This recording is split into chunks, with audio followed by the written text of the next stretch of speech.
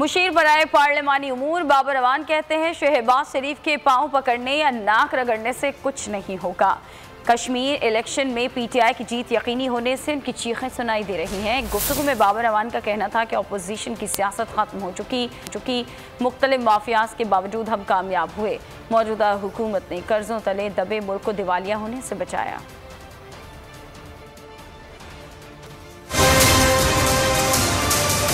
इस वक्त जो पाकिस्तान को पता है, जो ही गवर्नमेंट आई तो लोगों ने कहना शुरू कर दिया कि ये 3 महीने की गवर्नमेंट है, नहीं जी ये 1 साल की गवर्नमेंट है। आपने देखा कि अब तीसरा साल मुकम्मल होने में कुछ महीने बाकी रह गए। तो अब जो ऑपोजिशन की पॉलिटिक्स है उसमें शहबाज शरीफ साहब कभी कहते हैं मैं पाँव पकड़ूंगा, कभी कहते हैं नाक रगड़ूंगा, लेकिन पाँव पकड़ने या नाक रगड़ने से वो वापस आने वाले नहीं है। अगर कश्मीर में पीटीआई ना जीत रही होती तो इतनी चीखें जो आप सुन रहे हैं, ये कोई इतनी चीखें कोई मारता? जब पीटीआई जीत रही थी, ये अटक के रास्ते से ही होके जाते हैं आगे और जीबी में, तो उस वक्त भी चीखों की आवाज आपको आई थी, नतीजा जीबी जैसा ही है।